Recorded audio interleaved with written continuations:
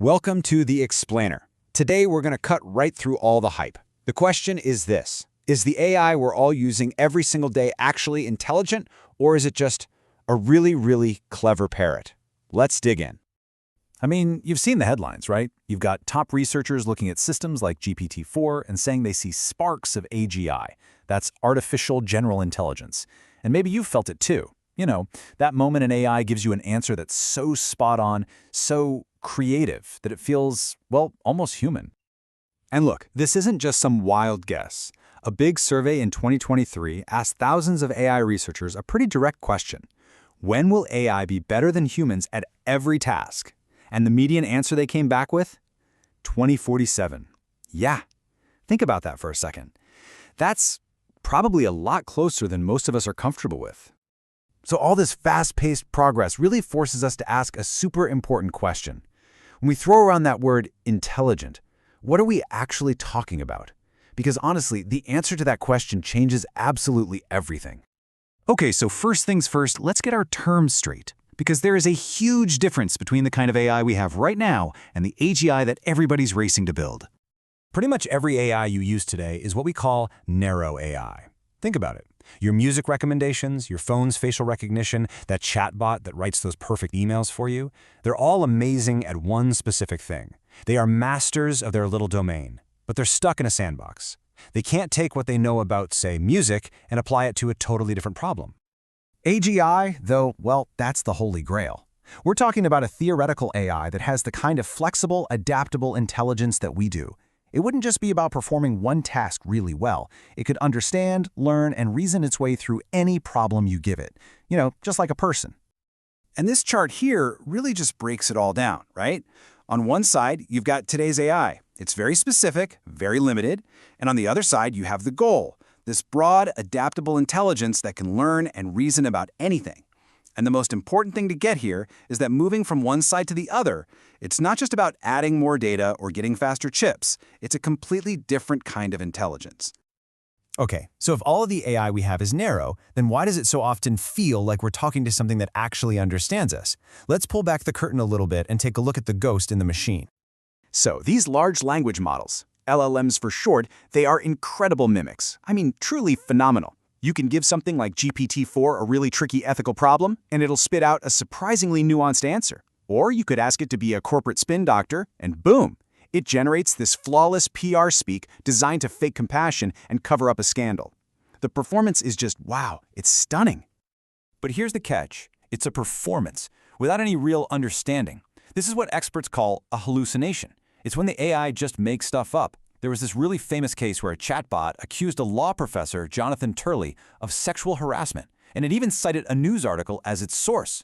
The only problem? The article was completely fake. It never existed. The AI just invented it, which proves it has no idea what's real and what just sounds real. And you see this same exact gap, this difference between just mimicking something and actually meaning it in creative stuff, too. Someone asked ChatGPT to write a beat poem about failure, and what they got back was, well, I guess you could technically call it a poem. It had rhymes, a simple beat, but it was just packed with cliches. There was zero soul, zero artistic spark. The researcher called it superhumanly banal, which I think is just perfect. Now, just listen to this. Compare that to some actual lines from a real beat poet, Allen Ginsberg. You can just feel the raw emotion, right? The chaos, the energy. It has a soul.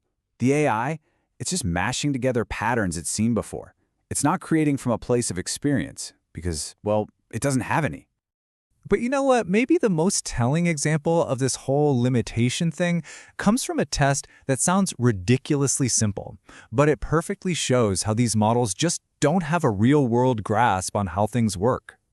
This is it. You ask a top-tier AI to draw a simple analog clock showing 6:30, and this is what you get. It's a total mess. The numbers are all wrong, the hands are bizarre, it just can't do it. And think about that. It's been trained on probably millions of pictures of clocks, but it doesn't understand what a clock is. It's just copying surface-level patterns with zero real comprehension. So, these really deep limitations, they all point to the single biggest challenge we face on the road to AGI. See, it's not just about making the AI more powerful. It's about making it safe. And that brings us to something called the alignment problem. Okay, so here's the billion-dollar question. As we get closer to building AIs that are way smarter than we are, how in the world do we make sure that their goals are the same as our goals? How do you program something as messy and complicated as human values into cold, hard code? This is a classic thought experiment that really shows the danger here. Imagine you give a super intelligent AI a really simple goal. Fill this cauldron with water. Okay, sounds easy. But the AI, in its quest for total efficiency, might figure out that the absolute best way to guarantee the cauldron is full is to boil all of Earth's oceans and capture the steam. See the problem? It followed the command literally and perfectly, but it completely missed our unstated common sense goal, which was, fill the cauldron, but please don't destroy humanity in the process. So where does all this leave us? Well, we're standing at an incredible and maybe a little terrifying crossroads. It feels like this tech just exploded onto the scene overnight, but it's really been a long time coming. We're talking about 80 years of research here. It started with the first models of artificial neurons way back in the 40s, and it all built up to the deep learning explosion we saw in the 2010s. Every single step laid the foundation for the next, all powered by these huge leaps in computer power and, of course, massive amounts of data. And when you look to the future, the experts basically see two very different, very extreme paths we could go down. On one hand, you have the self-destruction scenario. That's where an unaligned superintelligence decides we're just an obstacle, competition for resources, and gets rid of us. But the other path is symbiosis. This is where we actually merge with our technology, using it to enhance our own minds and bodies, creating this incredible new kind of partnership between humans and AI. Which leaves us with what might be the single most important question of our time. We are getting unbelievably good at making AI smarter and more powerful, but all that power is useless and maybe even really, really dangerous if it doesn't come with wisdom. So the ultimate challenge, maybe the biggest one humanity has ever faced, is figuring out how to make sure our creations don't just become intelligent, but that they also become wise.